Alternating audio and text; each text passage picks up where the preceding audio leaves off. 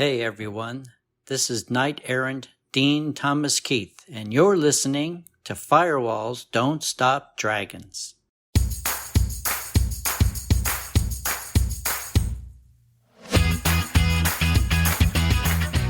Hello everybody, welcome back to Firewalls Don't Stop Dragons. I'm your host, Gary Parker. This is episode 224 for June 14th, 2021, and it's going to be a big one. Man, I tell you, when I do the interviews and they take up a couple weeks, there's just so much stuff can pile up in that couple weeks.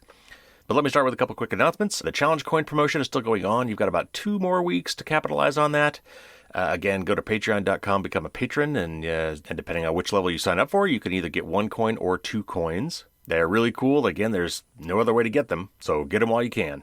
Also, the book is on huge sale. If you ever wanted to get it, there's literally never been a better time, at least in terms of price.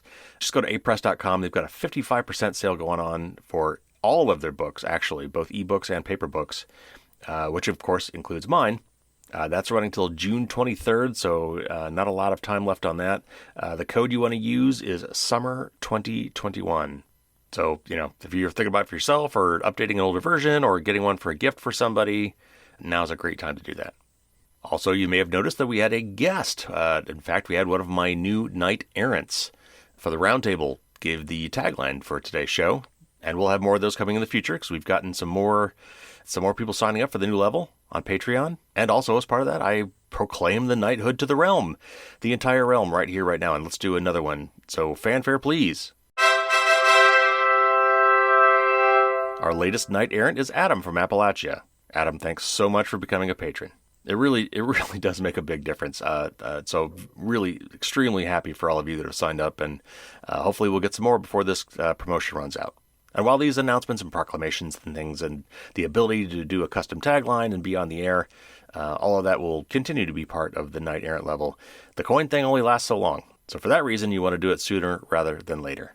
Now, I want to mention briefly that we just crossed the 30th anniversary of PGP, or Pretty Good Privacy, which was a really big deal back in the day. We take encryption for granted to some extent today.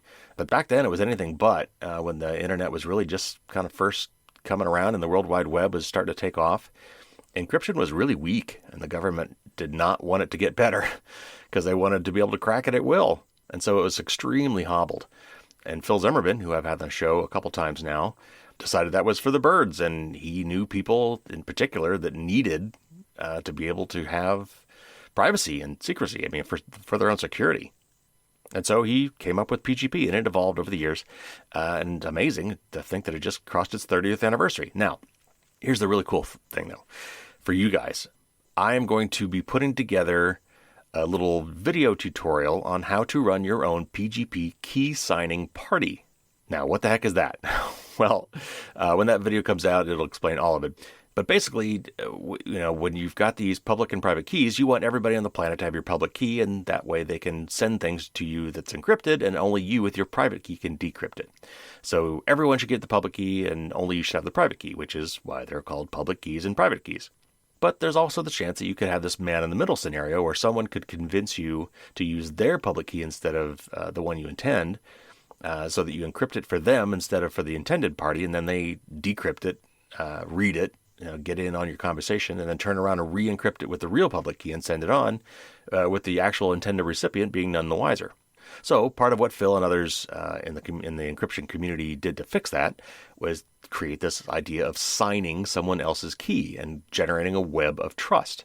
So you could get together with someone else, and when you verify their identity, and when I say verify, I mean really verify. I don't care if you work with these people, I don't care if they're friends of yours, whip out 2 forms of government ID. And let me make absolutely sure that you are who you say you are. And then you can sign their key. And what happens is over time, you gain a bunch of signatures so that when you find that public key out there on a public key server somewhere, you can see that it's been signed by many people. And that gives you much more reason to trust it, particularly if somebody in that web of trust, that key ring, is somebody you also know and trust. Anyway, there's a lot more to it than that. It's really kind of fun. It's very geeky, very nostalgic. And so I thought it'd be really cool to put something together. But here's the kicker. I actually reached out to Phil Zimmerman, and he is going to work with me on this. So he's actually going to be part of this as well. So anyway, stay tuned. I will probably preview this with my patrons, and then eventually I will release it to everybody on the internet just for fun. Now, in other news, for some reason, if you're still using Chrome browser, you need to update it. There's been some more critical bugs found. Again, I would strongly just recommend switching to Firefox. Not really for security reasons, honestly, more for privacy reasons.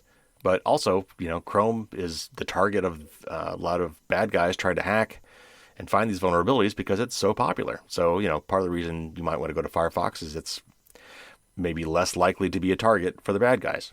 But it's also way, way better in terms of privacy.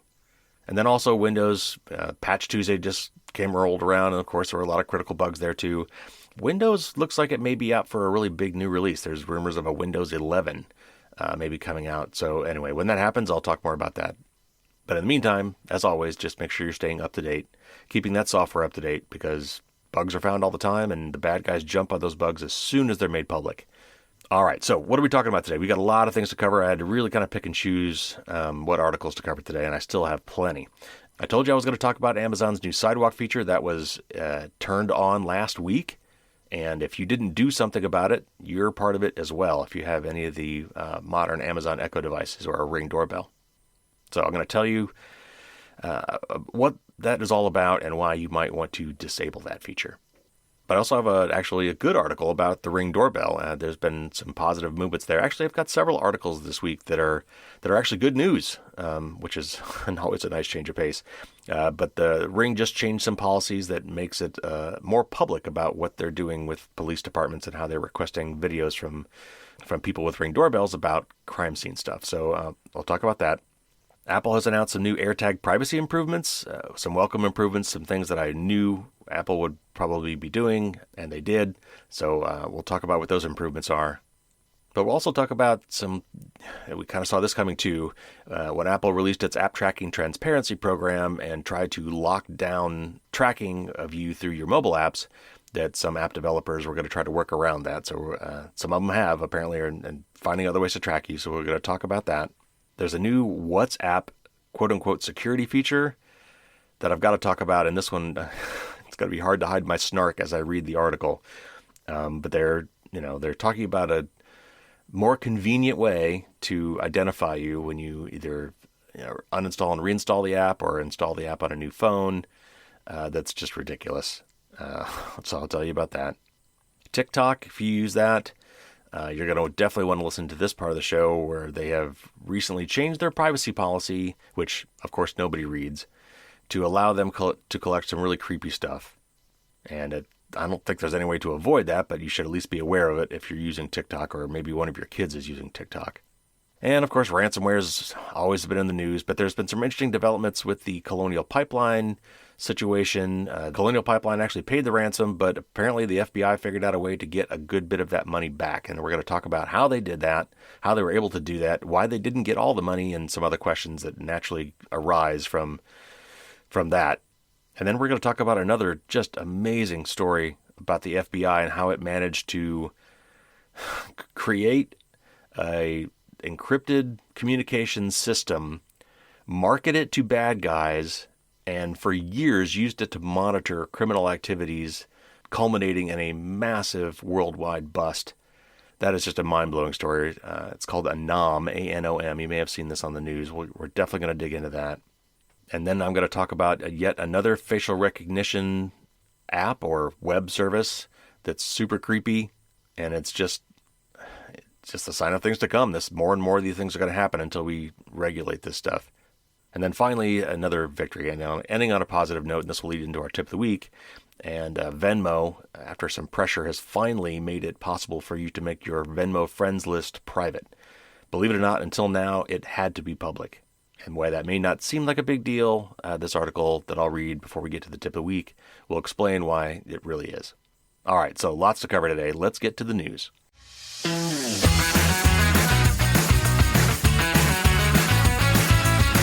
All right, first up, this has been in the news quite a bit. It's this new Amazon Sidewalk technology. There was a really nice long article from Jeffrey Fowler at the Washington Post. That's the guy that I've been wanting to get on the show for months now. I don't know if that's ever going to pan out, but anyway, another great article from him. And I had to highly expurgate it to kind of cut it down, but there's still a lot to cover in here, and he raises a lot of really interesting points, and I wanted to read most of that article from the Washington Post. So here from Jeffrey Fowler is a really good article on Amazon Sidewalk. So he says, There's an eyebrow-raising technology buried inside millions of Amazon Echo smart speakers and Ring security cameras. They have the ability to make a new kind of wireless network called Sidewalk that shares a slice of your home internet connection with your neighbor's devices. And on Tuesday, and this would have been last Tuesday, Amazon is switching Sidewalk on. For everyone.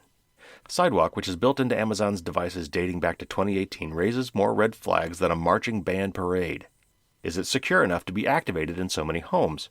Are we helping Amazon build a vast network that can be used for more surveillance? And why didn't Amazon ask us to opt in before activating a capability lying dormant in our devices? I recommend you opt out of Sidewalk 2 until we get much better answers to these questions.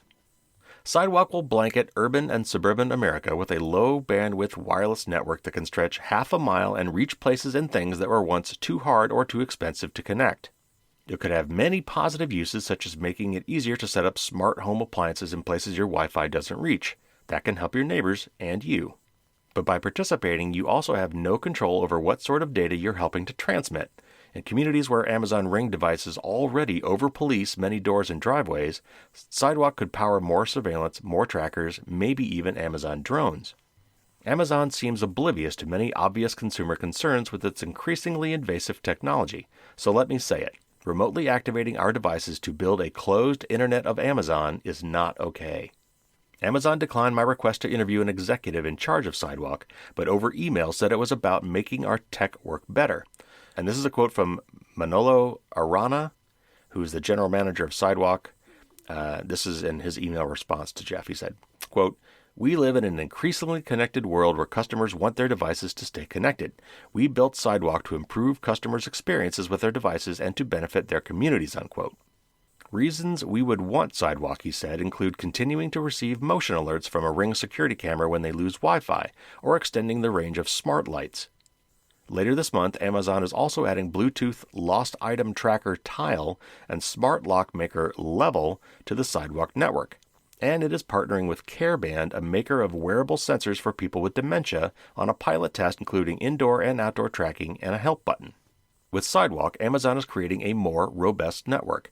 Your lowly Echo speaker or other compatible device is already connected to your home's private internet connection. When Amazon transforms it into a so-called Sidewalk bridge, your device creates a new network of its own that's not Wi-Fi. Instead, it uses common Bluetooth to connect devices nearby and another type of signal using the 900 MHz spectrum to connect to devices up to a half-mile away. This new Sidewalk network can't carry as much data as Wi-Fi, but it's still impressive. Sidewalk signals from all the Amazon devices in your neighborhood overlap and join together to create what's called a mesh network.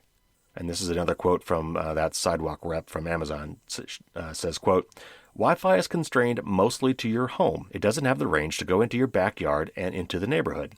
Cellular offers long-range connectivity, but it is expensive. Sidewalk splits the difference between those two and allows us to put billions of things at the edge of the network," unquote. But here's the rub. Sidewalk authorizes your Echo to share a portion of your home's internet bandwidth. It's up to 500 megabytes per month, the rough equivalent of more than 150 cell phone photos. Amazon caps it at a rate of 80 kilobits per second, which the company says is a fraction of the bandwidth used to stream a typical high-definition video. Still, this traffic could count toward your internet service provider's data cap if you've got one. The bill will be paid by you, not Amazon. Which raises the question, shouldn't Amazon be paying us? It's not hard to imagine Amazon could use Sidewalk for its own business, such as to track packages or connect up its delivery trucks. Arana said, quote, "Our focus right now is to make our customers' devices work better. I'm not able to comment on future roadmap plans," unquote. Amazon says it built Sidewalk with 3 layers of encryption so that nobody can view the raw data passing through it. Not Amazon, not the people who are sharing their internet. Tech industry analyst Patrick Moorhead told me he is impressed by Amazon's efforts to keep snoopers out. And this is a quote from him. He says, quote, "I haven't seen very many triple protected, triple encrypted systems out there. That said, there's no infallible system," unquote. Even security standards for Wi-Fi have been cracked over the years. Some other security pros just aren't keen on opening any kind of portal outside your home network's secured perimeters, no matter what Amazon promises. There's no evidence hackers or independent researchers have found problems with Sidewalk, but it also has yet to become a high-profile target. There are also big-picture concerns. Today, Amazon talks about Sidewalk as a way to help roughly 250,000 American homes with smart home appliances get and stay connected. But Amazon doesn't usually have small ambitions. At the very least, Sidewalk could massively increase the reach of Amazon's thriving but controversial Ring security business, which police forces tapped for more than 20,000 requests for footage in 2020. Sidewalk would allow people and organizations to put Ring devices in places they weren't possible before. And this is a quote from Matthew Goriglia from the EFF, who I've talked to on the show before. He says, quote, "It is slowly eliminating the notion of off the grid. As long as Amazon is storing all of that data can be accessible to police. It's impossible to think of things as just private or public surveillance anymore."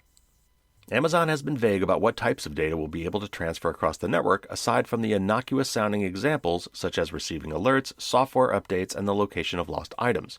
And another quote from that representative, Mello, says, quote, "As a low-bandwidth network, Sidewalk is intended to transmit small amounts of data," unquote. He says, "Last but not least, Amazon should have made sharing our internet connection something we opt into rather than just turning it on. Amazon is activating Sidewalk on devices going back to at least the third-generation Echo speaker from 2018, though it tells me they can only join the Bluetooth part of the network.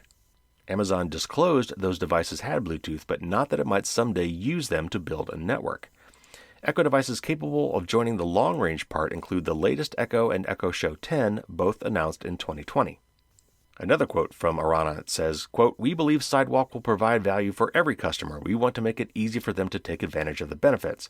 Customers setting up an eligible Echo device for the first time have the opportunity to disable Sidewalk during device setup and will also receive a separate notification shortly after setup as well," unquote. When and of course that's Jeff, when I set up a new Echo speaker last November, the ALEXA app popped up a page about it with only two choices, enable and later. Amazon said earlier this year it changed that screen to make it clearer customers had the ability to opt out. Is Sidewalk capability still lurking in even older Amazon devices to be activated in the future? Amazon's Arana would only answer, quote, "We can't comment on future plans," unquote. Turning off Sidewalk isn't hard, but involves digging through some settings. You'll only see the option if you've already got a Sidewalk-eligible device installed and associated with your account. So that's what I was mentioning last week. I can't see this. When I went to my ALEXA application on my phone, it didn't even have this option. That's because I don't have any of the devices that would support this. So you may not see that either. But if you do, here's how you turn it off. So here are the steps. And reading from the article. If you've got Echo devices, go to the ALEXA app on your phone, then tap the More icon. Then tap on Settings, then tap on Account Settings, then tap on Amazon Sidewalk. In there, make sure Enabled is set to Off.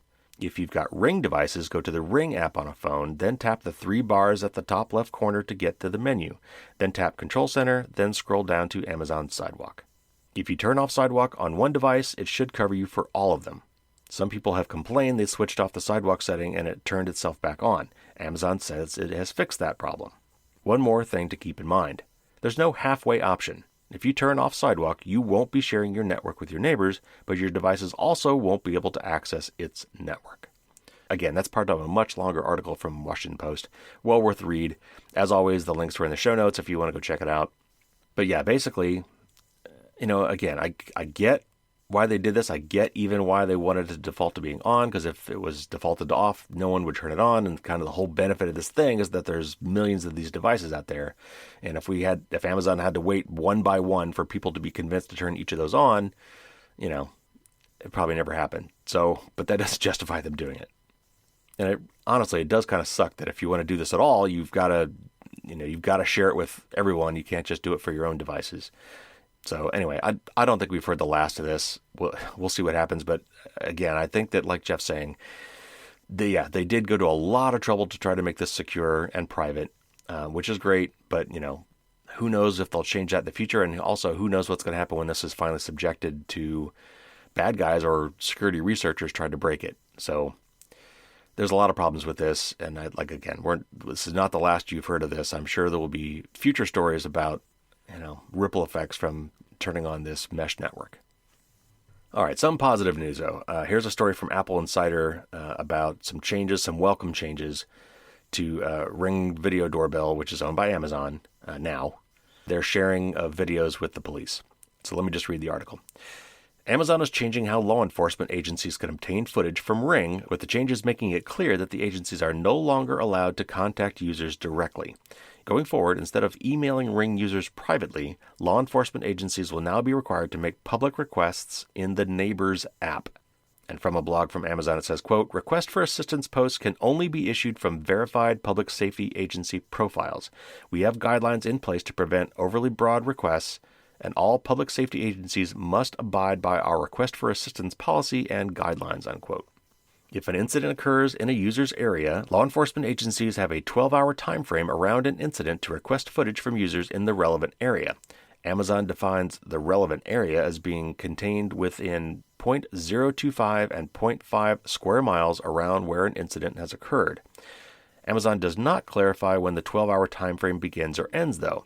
If an incident was suspected to occur between 9 p.m. and 12 a.m., there's no easy way to tell precisely how Amazon determines the relevant time frame. Users will then be able to tap a button labeled "Tap Here to Help" to provide the videos. If users choose, they can still directly contact law enforcement agencies. This would allow the sharing of any stored footage that they choose, likely without running it by Amazon first. The blog also states that police departments are not allowed to intentionally gather information about lawful activities, with protests specifically labeled as prohibited. Requests may not contain hate speech, racial profiling, or other forms of prejudice, and that last part was in quotes, though what those other forms aren't defined by the company. While this marks a significant change, civil liberties groups are still not swayed. According to Bloomberg, 35% of voters at Amazon's annual shareholder meeting last week voted for a resolution asking the company to commission a report on whether its surveillance gear spurs human rights violations. Previously, police and fire departments could obtain Ring surveillance footage simply by asking for it. The only requirement was that Amazon would require a memo of understanding from the police. This process allowed Amazon to ghostwrite press releases from law enforcement, effectively making the security agencies an advertising venue. Okay, so anyway, that's some welcome change. Transparency is always a good thing, but it doesn't take away the fact that Amazon is building this massive surveillance network. And I think there's going to be other ripple effects from this that we'll see down the line. But, I will keep you posted on that. All right, moving on, another welcome development, and I foresaw this coming. This is from 9 to 5 Mac. It's about some updates to the Apple AirTag privacy features. So it's very brief. Let me just read this. Apple has announced a handful of changes designed to improve the privacy of AirTag item trackers. The company is adjusting the time it takes for AirTags to sound and alert after being separated from their owner, and Apple plans to release an Android app for detecting AirTags later this year. As first reported by CNET, Apple is rolling out this AirTag firmware update starting today. And this would have been last week. AirTags will update automatically when in range of a connected iPhone. With this firmware update, an AirTag will now play a sound after it has been separated from its owner at a random time within an interval of 8 hours and 24 hours. At launch, AirTags played a sound after being separated from its owner for longer than 3 days. The company is also developing an app for Android users that will alert them to an AirTag potentially moving with them. The app will also detect other Find My-enabled accessories. It does not sound like this application will allow our Android users to set up and use AirTag. Instead, the app will be used to alert Android users to when an AirTag could be moving with them. AirTag features an NFC chip inside that Android users can already use to identify an AirTag, but this app will allow Android users to receive proactive alerts to alert them to unwanted tracking. So if you recall, the issue around this that was brought up by several people, not including myself, was the use of these AirTags to stalk people, right? I mean, I'm some creep who wants to follow this lady home, but instead of doing it obvious, I slip it into her purse or slip it onto some part of her person or a grocery bag or whatever, and then I use the thing to track her home or whatever. And by the way, you could have done this with tile trackers, other thing too, but the amazing thing about AirTags is that there's so many devices that participate in the Find My network that anyway, it's near global tracking. And so what this basically says is, okay, so someone tries to do that, and at least after some point of time, and in a much shorter time than it used to be, this thing will start beeping and letting you know, hey, I'm away from my owner now. You might want to check and find this thing and see what's going on. And for iPhone users, you also get, I guess, some sort of alert about this if there's somebody else's AirTag moving along with you that seems suspicious. And now Android users will have the same capability, coming at some point later this year.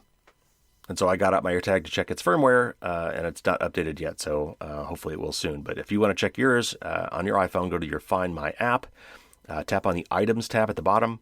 Tap on the AirTag that you want to check in the list if you've got more than one. And in that view, tap on the name of the AirTag to see the current firmware version. The one you're looking for is 1.0.276. If it's that or later, you've got the updated firmware that has these new privacy features. Now, from what I read, there's no way to force this to happen. You just have to kind of keep it close to an iPhone, and it will update itself eventually. Mine has not done that yet, but just make sure it's in range of your iPhone. And sometimes these things are rolled out over time. So my guess is sometime over the next week or two, that update should happen. All right, in other Apple news, and we saw this coming too, but in response to Apple's new app tracking transparency, some of these apps just can't give up that data. They want to track people, so they're trying to find ways to work around it. And in this article, it actually complains that that may even be a legal problem for Apple. So this is from Mac Rumors. It says, Apple's facing increasing pressure to tighten its app tracking transparency rules after it was found that third parties are using workarounds to identify users who do not consent to be tracked, according to the Financial Times. Apple rules around app tracking transparency, which came into effect as part of iOS 14.5 and iPadOS 14.5, require apps to ask for consent to track users across websites and apps so that they can be targeted with advertising. According to Eric Seifert, S-E-U-F-E-R-T. I'll call that Seifert. According to Eric Seifert, a marketing strategy consultant, many apps are using workaround methods to identify users who do not consent to being tracked, meaning that the amount of data being collected from many users is de facto unchanged.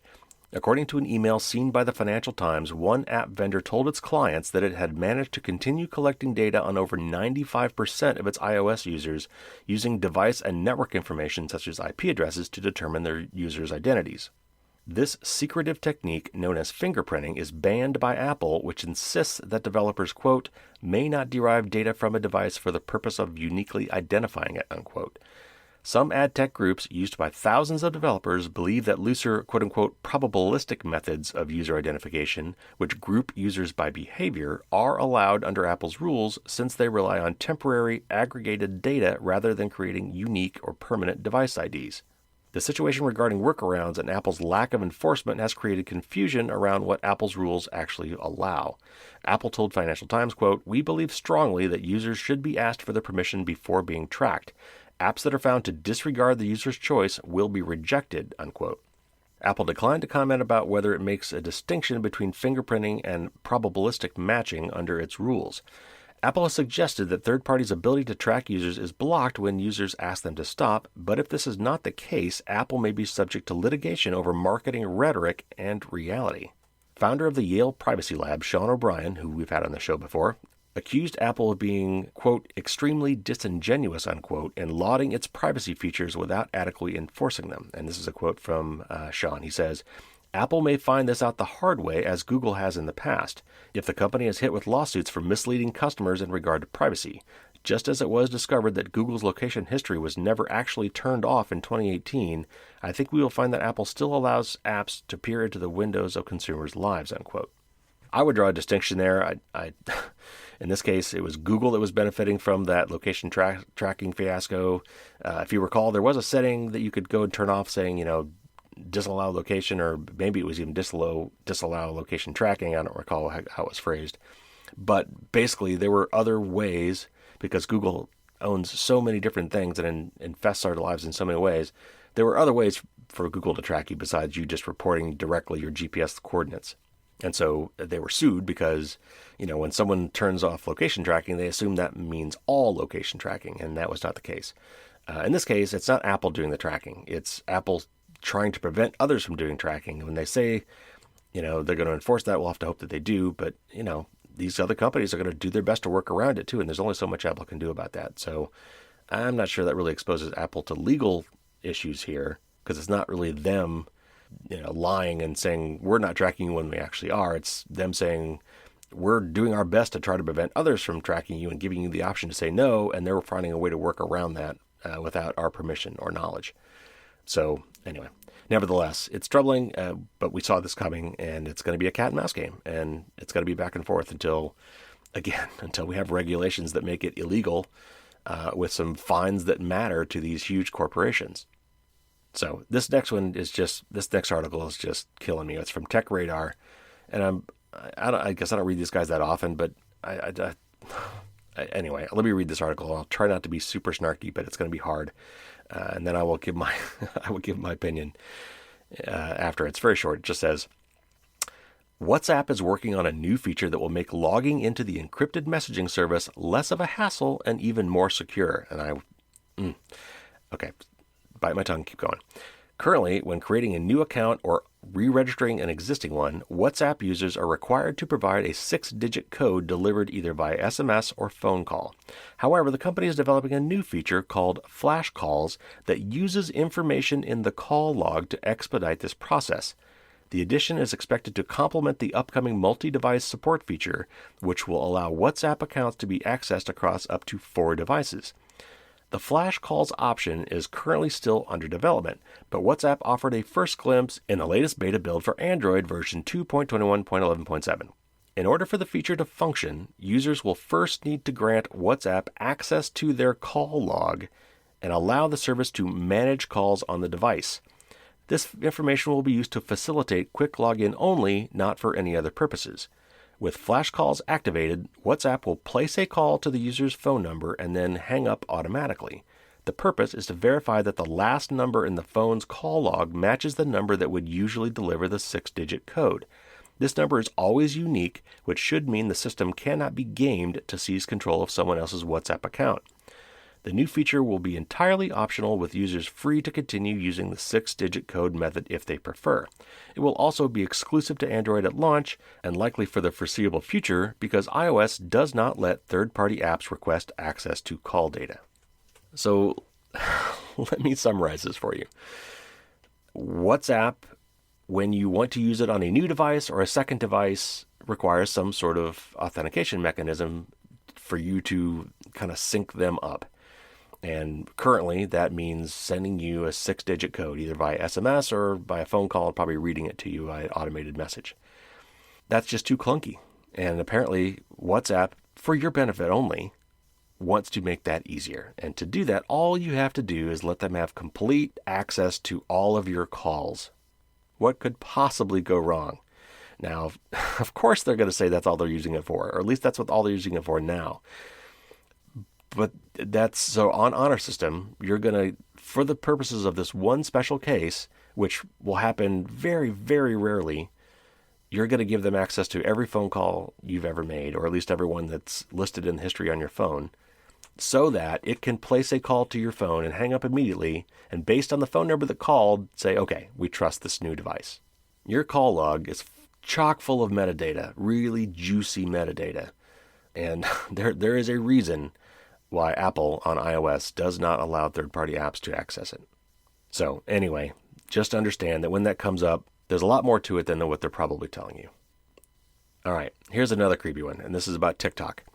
This is an article from TechCrunch, and it says, a change to TikTok's U.S. privacy policy on Wednesday introduced a new section that says the social video app, quote, may collect biometric identifiers and biometric information, unquote, from its users' content. This includes things like, quote, face prints and voice prints, unquote, the policy explained. Reached for comment, TikTok could not confirm what product developments necessitated the addition of the biometric data to its list of disclosures about the information it automatically collects from users, but said it would ask for consent in the case such data collection practices began. The biometric data collection details were introduced in the newly added section Image and Audio Information, found under the heading of Information we collect automatically in the policy. This is the part of TikTok's privacy policy that lists the type of data the app gathers from users, which was already fairly extensive. The first part of the new section explains that TikTok may collect information about the images and audio that are in users' content, quote, such as identifying the objects and scenery that appear, the existence and location within an image of a face and body features and attributes, the nature of the audio, and the text of the words spoken in the user content, unquote.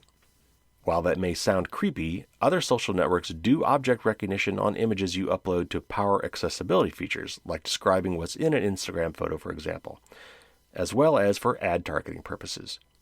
Identifying where a person and the scenery is can help with AR effects, and AR stands for augmented reality, while converting spoken words to text helps with features like TikTok's automatic captions. The policy also notes that this part of the data collection is for, quote, enabling special video effects, for content moderation, for demographic classification, for content and ad recommendations, and for other non-personally identifying operations, unquote, it says. The more concerning part of the new section references a plan to collect biometric data. It states, quote, we may collect biometric identifiers and biometric information as defined under U.S. laws such as face prints and voice prints from your user content. Where required by law, we will seek any required permissions from you prior to any such collection, unquote. The statement itself is vague as it doesn't specify whether it's considering federal law, states' laws, or both. It also doesn't explain, as the other part did, why TikTok needs this data. It doesn't define the terms face prints or voice prints, nor does it explain how it would go about seeking the required permissions from users, or if it would look to either state or federal laws to guide that process of gaining consent. That's important because as it stands today, only a handful of U.S. states have biometric privacy laws, including Illinois, Washington, California, Texas, and New York. If TikTok only requested consent, quote, where required by law, unquote, it could mean users in other states would not have to be informed about the data collection. Reached for comment, a TikTok spokesperson could not offer more details on the company's plans for biometric data collection or how it may tie into either current or future products. And this is a quote from that spokesperson, quote, as part of our ongoing commitment to transparency, we recently updated our privacy policy to provide more clarity on the information we may collect, unquote. It's worth noting, however, that the new disclosure about biometric data collection follows a $92 million settlement in a class action lawsuit against TikTok, originally filed in May of 2020 over the social media app's violation of the Illinois Biometric Information Privacy Act. The consolidated suit included more than 20 separate cases filed against TikTok over the platform's collection and sharing of the personal and biometric information without user consent. Specifically, this involved the use of a facial filter technology for special effects. In that context, TikTok's legal team may have wanted to quickly cover themselves from future lawsuits by adding a clause that permits the app to collect personal biometric data. So again, we need regulation. Moving on. Let's talk about some security stuff now. The Colonial Pipeline, there's a couple interesting things that have emerged about that. First of all, how it happened. It's just classic. This is from CNN. It says, ransomware attackers gained access to Colonial Pipeline's computer networks in April using a compromised password, according to the company and a cybersecurity firm it hired, leading to the deliberate shutdown of one of America's most important fuel distribution companies and the panic gas buying that ensued for days. The password has been linked to a disused virtual private network account used for remote access, FireEye confirmed to CNN, and the account was not guarded by an extra layer of security known as multi-factor authentication. It's unclear how the attackers obtained the compromised credential, but the revelation about how hackers could force a critical supply chain company to its knees with something so simple underscores the grave risks posed not only by opportunistic cybercriminals, but also the lax digital hygiene of some major U.S. businesses. The password that was used was part of a batch of leaked passwords found on the dark web, according to Bloomberg's interview with Carmichael. And I'm not sure that I cut something out that was maybe the representative. But it's unclear how the hackers got the credentials for the remote access account. And this is a quote from this Carmichael again. It said, quote, we don't see any evidence for phishing for the employee whose credentials were used. We have not seen any other evidence of the attacker activity before April 29th, unquote. Even though the account was no longer in use, hackers were still able to use it to access the company's network, he said. All right, so again, I kind of chopped that up a little bit to keep it short, but basically, this was the account for somebody who's probably no longer at the company, which allowed them to access the company's network remotely via VPN that was not canceled when the person left, I'm guessing. Or it was for an existing person who somehow their credentials got out. And from the sounds of it, my guess is that whoever created this password, and this user probably was able to pick their own password, which means that user probably also used that password somewhere else. And that password was found in some other data breach. And what the criminals do as soon as they get the hold of these hacked passwords is they try to use them everywhere else. That's called credential stuffing. So anyway, that's just a guess. We may find out more information as the time goes on, but basically just crappy security practices. They absolutely should have had a two-factor authentication on this. And if it really was for a person who was no longer with the company, that account should have been closed as soon as they left. All right, so the next interesting part about this story, though, is that the FBI managed to recover most, but not all, of the ransomware payment made by Colonial. Colonial did cough up the money to get their data decrypted. Actually, it turns out that they restored, I think, from backup, but they still paid the ransom just to make sure that these guys didn't release any of that information or whatever else. But turns out that somehow the FBI managed to get a portion of that money back, a good bit of that money back. So let me read this article from Sophos. And again, I've chopped this up quite a bit. This is a really nice long article. If you want to read the whole thing, again, check the show notes. But I try to pull out just the most interesting parts to read to you here. And I also included a little bit of background on cryptocurrency and Bitcoin and how it works and why it's important. So anyway, here's the expurgated version of this article.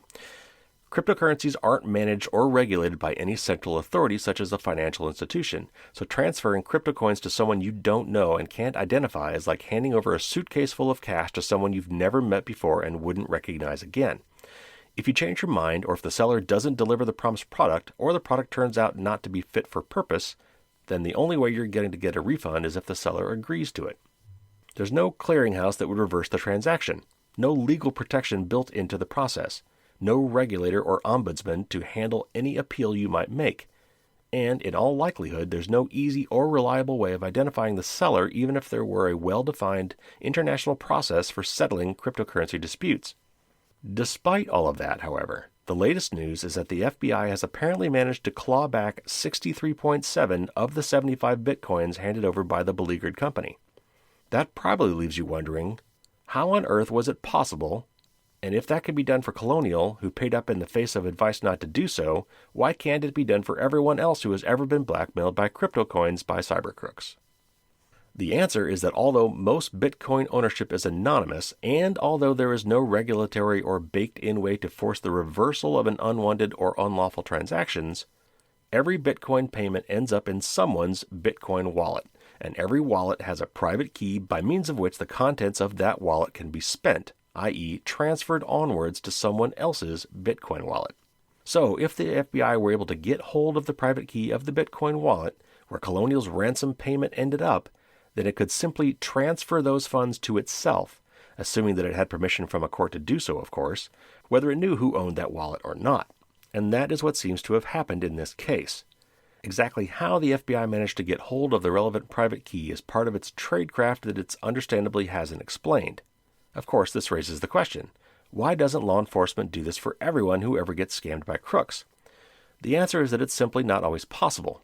Loosely speaking, the recipient of the criminal transaction needs to make some sort of operational blunder, and the organization trying to track down the errant bitcoins typically needs to put in a lot of effort, as well as enjoying at least a little bit of good luck. Bitcoin private keys are usually not only kept private, but also stored in encrypted form so that you need a password to unlock the private key before you can begin to unlock the funds secured by that private key. You can think of the private key as an ATM bank card and the top-level decryption key as the PIN you need before the card can actually be used to do anything. Here are some of the ways a law enforcement team like the FBI trying to recover criminalized bitcoins might end up with the cryptographic data they need to do the job. Don't forget, however, that cyber crooks themselves can use any or all of these techniques to steal legitimately owned crypto coins from you, and the crooks don't have the complexity of applying to a court for formal legal approval first. And then they give 3 possibilities here for what the FBI may have done. The first one, implant a spyware tool on your computer to search for files and record keystrokes. With a bit of luck, implanted spyware might not only be able to exfiltrate your private key, but also figure out the password needed to unlock it. Offline cryptocurrency wallets and private keys of this sort are known in the trade as cold wallets because they are not meant to be accessible online, which leads to the second option. Work with a cryptocurrency exchange to access data stored there. Some cryptocurrency fans keep at least some of their funds in what's known as hot wallets, meaning that they trust a third party that runs a crypto coin trading site with their private key so that they can quickly buy and sell crypto coins online. Legitimate exchanges can and will work with law enforcement if required by warrant, and if the exchange has your wallet and your private key, it can hand them over. Also, the exchange could get hacked, or if the exchange itself is crooked, run off with your cryptocurrency itself. And then finally, 3, hit the jackpot by subverting an insider. One or more people inside the Darkseid ransomware crew would have had access to the ill-gotten funds, so the FBI could have acquired the intelligence it needed from them. Similarly, if you tell other people your crypto coin passwords, they could sell you out or simply steal the funds themselves, in much the same way that they could make phantom withdrawals from your bank account if you told them the PIN of your ATM card. Okay, so we don't really know, and the FBI probably will never say how they got this back. One thing this article didn't mention is why it was only part of the payment. It was a most of, but not all of the payment, and I think the current running theory there is this Darkseid is a ransomware as a service company, and so they have what they call affiliates, or their own crooked customers. So basically, Darkseid runs an operation where for a fee, a finder's fee, they will help you infect other people's computer and collect ransom, and then they take their cut off the top. My guess is, given that they recovered most, but not all, is that they probably recovered the affiliates portion, the lion's share of that ransom from their wallet, but didn't manage to get the portion, the finder's fee portion, from the Darkseid ransomware group. That's just a guess. All right, next up, and this is a long one. I've cut this article down, but it's still really long. But it's really worth listening to this one because there's a lot to this. This is from Wired magazine, and there were several articles on this. But this is about a really audacious operation by the Federal Bureau of Investigation here in the United States to subvert a criminal encryption network. So here's most of the important parts of an article from Wired magazine. It says, last fall, dozens of boxes stacked with tuna cans left Ecuador on a ship destined for Belgium. Upon arrival, the shipment was picked up by law enforcement, who found that the tins were not full of line-caught albacore, but over 1,300 pounds of cocaine, packed in tidy little pucks. The seizure wasn't a stroke of luck, though, or even a routine search. Belgian authorities knew the drugs would be there because they'd read the encrypted text messages of the criminals who allegedly sent it. Import requirements, shipping container logistics, the FBI had seen it all, hammered out over a series of texts dating back to October on the ANOM encrypted phone network. That's spelled ANOM. Federal agents hadn't cracked ANOM's cryptography or paid off an informant directly involved in the canny deal. They had, along with the Australian police, spent the past 3 years running the whole system. As it turns out, the tuna bandits were a drop in a much bigger ocean of ANOM-related law enforcement activity. Earlier this week, which would have been last week by the time you hear this, an international consortium led by the FBI announced a total of 800 arrests, more than 500 of which were carried out in recent days, that stemmed directly from the information gleaned as ANOM's owner and operator.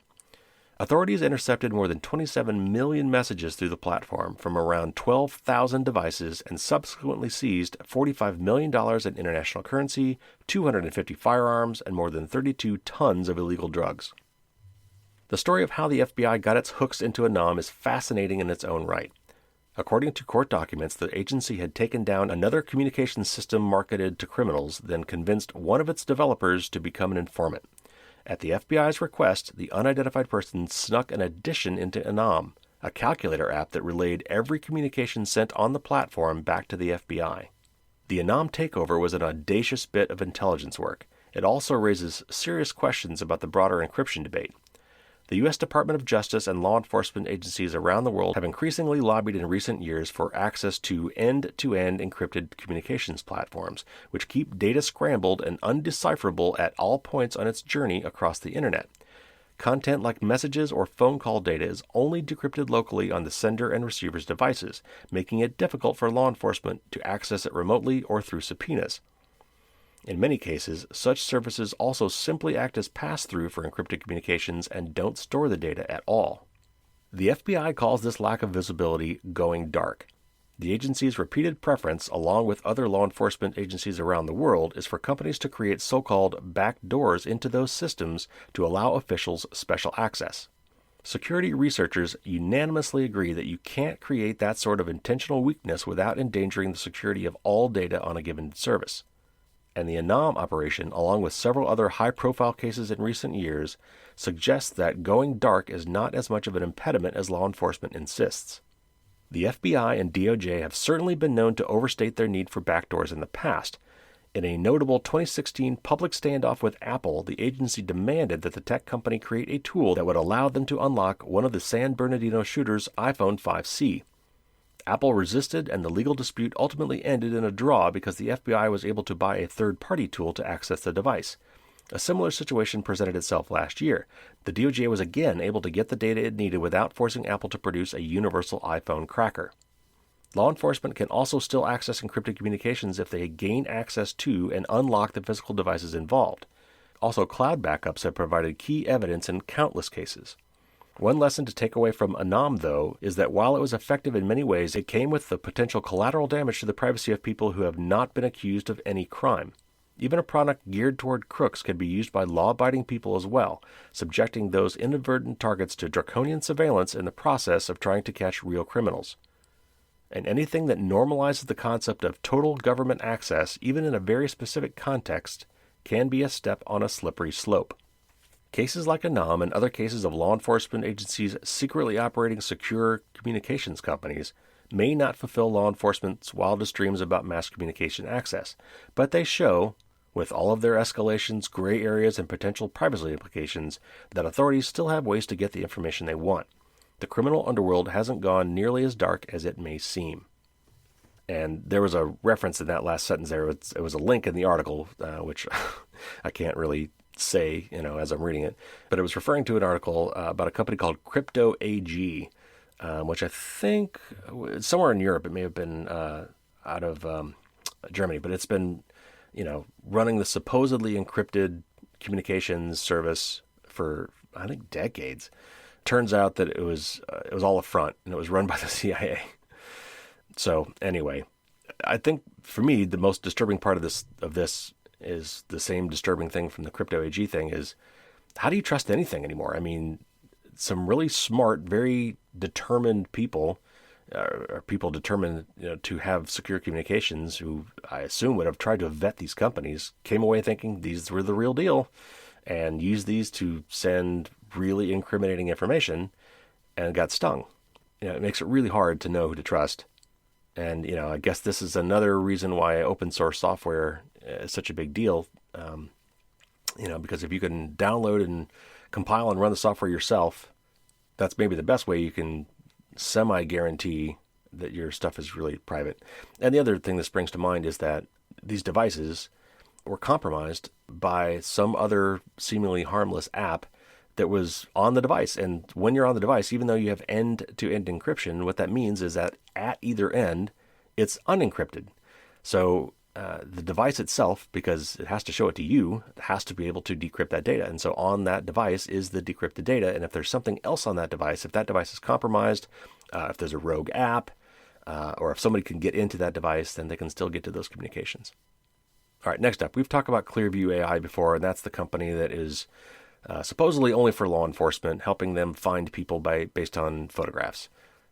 This company went and scraped social media all over the planet, Facebook, LinkedIn, you name it, Google, to find photos of people that were attached to names, because we all love tagging people in photos, and then creating this massive search database where you say, okay, here's a picture. Do you have this picture anywhere? And if they do, they come back and say, yeah, that's Kerry Parker. Well, there's another site, this in a real twist. This is supposedly a privacy service for your benefit, but it's not hard to see how this is going to be abused, and already is being abused. So this is a news article that I picked up from Yahoo. The facial recognition site PimEyes, and that's PIMEYES, is one of the most capable face-searching tools on the planet. In less than a second, it can scan through more than 900 million images from across the internet and find matches with startling accuracy. But its most distinguishing trait is who can use it. Anyone. While most facial recognition tools are reserved for police or government use, PimEyes is open to the masses, whether they're hunting down U.S. Capitol riot suspects or stalking women around the web. The search tool stands at the frontier of a new era of facial recognition surveillance, powerfully sophisticated and available to anyone, with added abilities for those who pay. But without public oversight or government rules controlling facial recognition use, researchers expect that sites like PimEyes will multiply, capitalizing on the internet's vast bounty of photos and videos and making it possible for strangers to keep tabs on people's personal lives. And this is a quote from Stephanie Hare. She's a technology researcher in London. She says, quote, "What is stopping them? Literally nothing. The people who put those pictures on the internet with their children, their parents, the people who might be vulnerable in their life, We're not doing it so that they could feed a database that companies could monetize. There's no clear way to fight back. I can leave my phone at home. What I can't leave is my face," unquote. Facial recognition has become an increasingly widespread investigative tool for government authorities and law enforcement. Airports, stores, and schools also use it to verify visitors' identities and boost security. But PimEyes has made it easier than ever for the general public to tap its artificial intelligence power.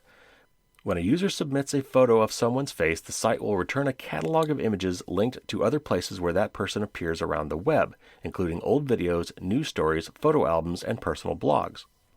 The search results don't include exact names, but they offer a detail and precision that has left some people stunned. Pete, a 40-year-old man in Germany who asked that only his first name be used, said he ran a 17-year-old photo of himself drinking a beer on a train and was blown away when it returned a link to a recent video of him on YouTube. And this guy says, quote, "How did it even work? I'm older. It's a different facial expression, even a different position of my head. It's very creepy and way too powerful. This should not be in the public available for everyone," unquote.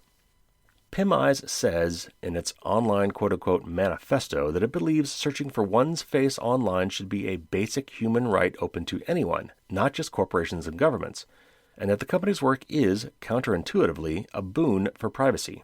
PimEyes sells subscription packages to people who want to find where their photos have been posted online or get alerted when they're posted somewhere else. Though they've built a search engine devoted to unraveling online mysteries, the developers won't say practically anything about themselves. A representative for the company, who declined to share their name and said they'd only talk over email and asked to be referred to only as the director, declined to answer questions about how PimEyes works, who is involved with the company, or even where the company is based. And this is a quote from the director. They say, quote, "Staying completely anonymous is very important to us," unquote. The company has defended itself against criticism by saying it's to be used only by people uploading their own images, but PimEyes enforces that rule with a single checkbox that anyone can quickly click to circumvent. The company has no other rules in place to prevent anyone from scouring the web for someone else. And this is another quote from this mysterious director. They say, quote, "The most valuable resource is information, and we allow people to find, monitor, and protect pieces of information about themselves. We don't encourage people to search for other people. It is their own decision to break the rules," unquote. The tool has become wildly popular among strangers looking to essentially stalk women around the web, said Aaron DeVera, a security researcher in New York. On 4chan and other anonymous forums, PimEyes subscribers with deeper search capabilities than unpaid users, subscriptions start around $30 a month, routinely create threads offering to search out any photo and relay back the results. Almost all the photos are of young girls and women pulled from their social media accounts, their dating app profiles, or creep shots stealthily photographed without their consent. And this next sentence has a quote from DeVera again. It says, "The people searching often hope to find other photos or learn more personal details, quote, so they can creep on them further. Something like this that is so off the shelf really does lower the barrier to entry for nefarious activities," unquote. So yeah. Yeah, it does. Oh, man. I don't think there's much more to say about that. I think that pretty much says it all. But again, this is why we need regulation. There is nothing stopping this from happening. All this data is out there. It all exists. And there are going to be people who are going to find ways to monetize that data. Now, it's also worth, of course, saying that, even with regulations, there's going to be people doing this anyway that are going against the law. But at least then, we've got law enforcement agencies that are out there looking for this and can, prosecute people when they find them doing it. I mean, you can't argue against the regulation by saying it's not perfect. It's like saying, well, we can't prevent murders from happening, so why should we even have a law? We need the law. All right, let's end on a positive note here. One last story here, and this is about Venmo. Venmo, if you're not familiar, it's an extremely popular app used by people to exchange money. So you're out at lunch with a group of people, and someone wants to chip in on the meal, and they say, here, let me just Venmo that to you, and they'll send you $10 or whatever. But it's used for lots of different payment things. But here's the thing. Venmo is a social media app. First and foremost, they're about connecting you with your friends and other people, and I don't know how you mix these two things.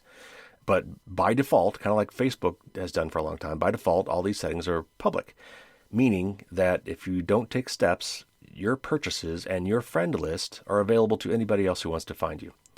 to the point where people have gotten busted because they've used Venmo to pay off their weed dealer. And that was public knowledge. So anyway, there's been at least a positive step here, and you can now claw back some of this privacy. So this is an article from the EFF, and this will lead into our tip of the week. It took 2.5 years and one national security incident, but Venmo did it, folks. Users now have privacy settings to hide their friends lists. EFF first pointed out the problem with Venmo friends lists in early 2019 with our Fix It Already campaign. While Venmo offered a setting to make your payments and transactions private, and note there, by the way, you had to make that change. It was by default public. There was no option to hide your friends lists. No matter how many settings you tinkered with, Venmo would show your full friends list to anyone else with a Venmo account. That meant an effectively public record of the people you exchanged money with regularly, along with whoever the app might automatically have imported from your phone contact list or even your Facebook friends list. The only way to make a friends list quote-unquote private was to manually delete friends one at a time, turn off auto-syncing, and when the app wouldn't even let users do that, monitor for auto-populated friends and remove them one by one too. The public no matter what friends list design was a privacy disaster waiting to happen, and it happened to the President of the United States. Using the app's search tool and all those public friends lists, BuzzFeed News found President Biden's account in less than 10 minutes, as well as those of the members of the Biden family, senior staffers, and members of Congress. This appears to have been the last straw for Venmo. After more than 2 years of effectively ignoring calls from the EFF, Mozilla, and others, the company has finally started to roll out privacy settings for friends lists. As we've noted before, this is the bare minimum. Providing more privacy settings options so that users can opt out of the publication of their friends list is a step in the right direction. But what Venmo and any other payment app must do next is make privacy the default for transactions and friends lists, not just an option buried in the settings. In the meantime, follow these steps to lock down your Venmo account. And this is our tip of the week. If you use Venmo, you absolutely need to change these things. Now, I'm going to be describing what to do, and pictures are worth 1,000 words. So there is a link to this article from the EFF in the show notes, and this will probably also be mentioned in my blog that will be out by the time you hear this. So if you want to go to firewallstonestopdragons.com, there will probably be a link to this there as well. Okay, so how do you make your friends list private? So you tap the 3 lines at the top corner of the home screen, and by the way, I found this out recently. I think this is funny. That little menu that we've all gotten used to, the little 3 dashes, the little 3 lines. It's called the burger menu or the hamburger menu because it looks kind of like an icon for a hamburger, 2 buns with the meat in the middle. Anyway, so the menu button or the burger button, if you find that button, go into that and then select settings near the bottom. And then from there, you need to select privacy, and then under privacy, select friends list. And by the way, if that friends list isn't there, your app might not be updated. So make sure you try updating your app and restarting it to get the latest version. And then, obviously, once you get into friends list, there's 3 options: public, friends, and private. Just make it private. Just go full tilt, make it private. There's also, once you make it private, there's this other option to appear in other users' friends lists. I would turn that off too. And then finally, if you haven't done this already, back on the privacy settings page, where it's under Learn More About Privacy, make sure you set that to private as well so that all your transactions are also private. And then also, there's a little button there for past transactions. Select that under Privacy, and then you can change all of those to private as well. So at least you can go back after the fact and make them private, even though they haven't been. At least now you can. There is one more setting you might want to look at. If you go all the way back to the main settings page, there's one called Friends and Social. And from there, you can unlink it from Facebook if you did that, which you never should do. But if you did it anyway, you can still unlink it there. And also your phone contact list. That's also something you should never do, as we talked about earlier in the show. Your contact list, your call history, all these things have lots of juicy data about you. Do not give those away freely. And there you have it, all the news and your tip of the week.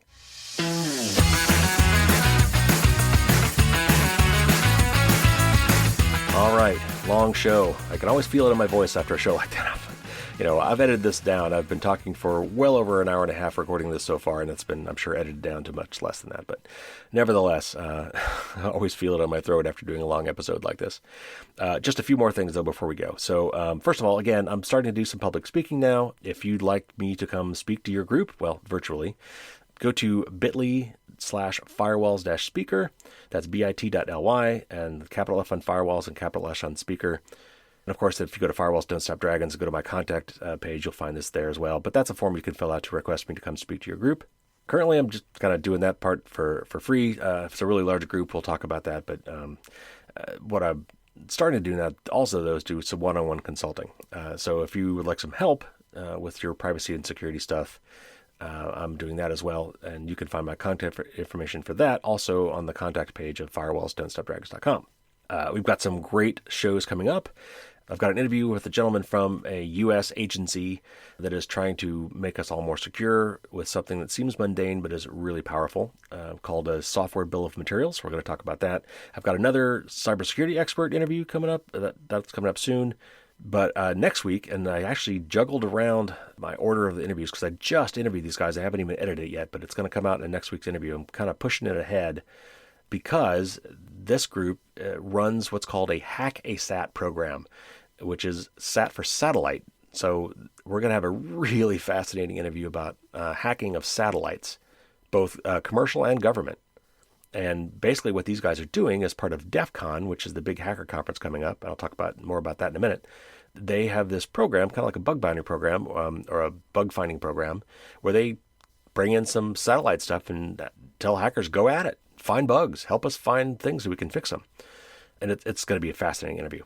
But I'm bumping up the order because if this is something that interests you at all, if you'd like to try out the Hack-A-Sat program and help the government, lock down all these orbital IoT devices, you can get involved. They're actually having qualifications through a Capture the Flag tournament, a CTF, and the registration for that closes on June 27th. So go to hackasat.com. That's HACKASAT.com for more details.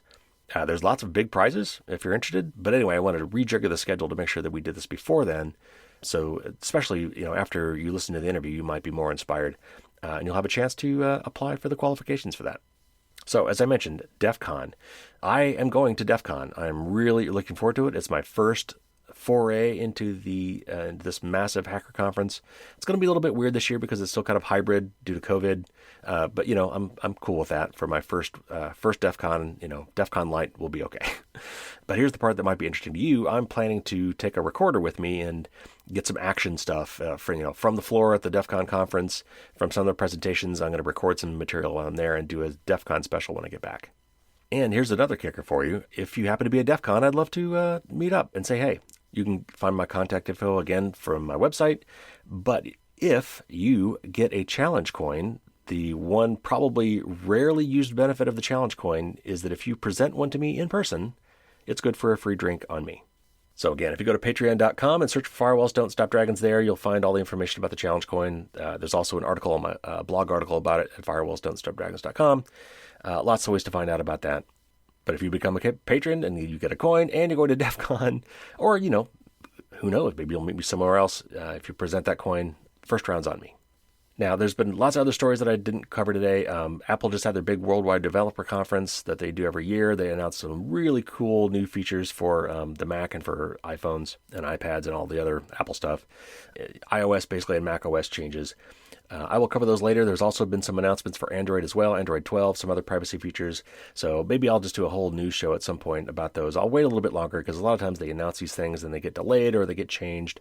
So I'm not going to go too deep into that. But I mean, Apple's got some great features coming out, and I'm happy about some of the stuff they're doing there. And Android too. Android's coming up with some more privacy stuff as well. So I know about those, but I'm not going to cover them now. I will wait and cover them when they are a little closer to reality. Okay, that's it. Thanks everybody for tuning in. Subscribe if you haven't. Love to get some great reviews on iTunes or Amazon for the book or the podcast. If you post them there, I will read them here. Super psyched about getting it back out into the real world. I'm going maskless in more places now. Got some travel lined up. Some really fun stuff happening. Really glad to do that. And the 2 vaccine shots has enabled that to happen. So go out and get your shots. Help other people get their shots. Let's put this behind us. Take care, everybody. See you next week. And as always, don't get caught with your drawbridge tail.